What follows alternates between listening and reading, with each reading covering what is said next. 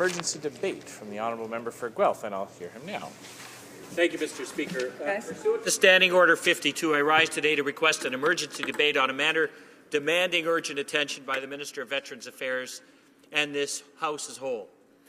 Veterans Affairs Canada is in crisis. Information published by the Department clearly demonstrates that it lacks adequate staffing to deliver the services necessary to meet the needs of veterans and their families, and quite clearly, Veterans Affairs Canada is missing the leadership necessary to serve the men and women who have served Canada.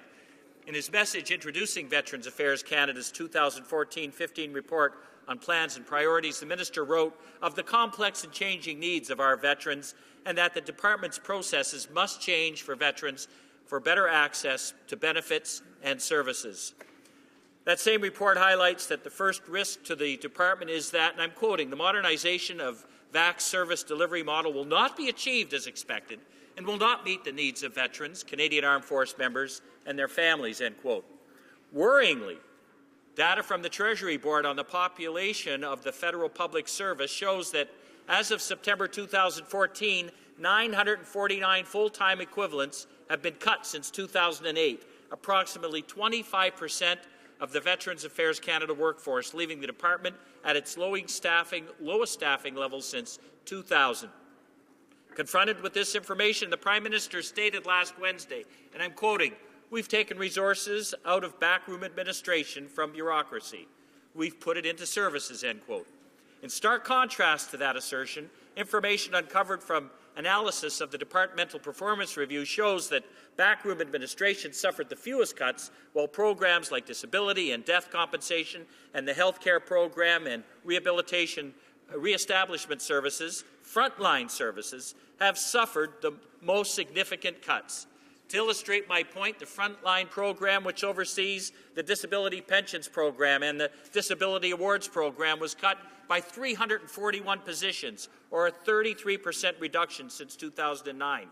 The Frontline program that oversees rehabilitation, career transition services, health care benefits, and the Veterans Independence Program, among others, has seen a 20% reduction in staff over the same period of time.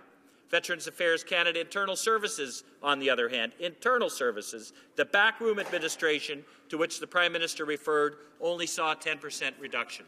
The government has answered that despite these cuts and despite letting $1.13 billion in funding lapse since 2006, they've increased funding to veterans programs overall. Now that we are aware that the Department has been cutting staff in greater measure, it becomes clearer why that money has lapsed. Veterans are coming forward and applying to these programs, but there aren't enough staff to help them get the benefits they need and deserve in a timely way. A benefit delayed is a benefit denied, and it appears this government is in the business of denying benefits. The Auditor General pointed out in his fall 2014 report that 1 veteran in 5 is forced to wait up to 8 months for help from this government, and that, and I'm quoting, Veterans Affairs Canada is largely unconcerned with how well veterans are being served and whether programs are making a difference in their lives, end quote. Standing Order 52 provides that the House can adjourn to hear an emergency debate, provided the subject of the proposed debate meets the conditions set out in subsections 52(5) and 6 of the Standing Orders, which states that you, Mr. Speaker, must grant an emergency debate in that the subject of the proposed debate is within the scope of the government's administrative responsibilities and is within the scope of ministerial action, will not be brought before the House in reasonable time by other means, and relates to a matter of genuine emergency requiring immediate and urgent consideration. Veterans Affairs Canada responsibilities to veterans and their families is very much within the government's administrative responsibilities. In fact, we'd argue that their responsibility is tied into the sacred obligation established by Prime Minister Sir Robert Borden during the First World War to care for those Canadians who fought for their country. Much of what has occurred to date is a direct result of ministerial action. Given recent responses to our questions in question period and the deprivation of opportunity to question the Minister or departmental staff at the Standing Committee on Veterans Affairs, and in light of the sitting of Parliament headed towards recess for the holiday season, a season in which those veterans who suffer from PTSD and left unattended to are at their greatest risk, I believe this to be a truly urgent situation deserving of the immediate attention of this House. The men and women of this House and all Canadians owe a great deal to the brave men and women of the Canadian Forces who were willing to accept unlimited liability and sacrifice everything, including their lives. We owe a great deal to the memory of those who did lose their lives.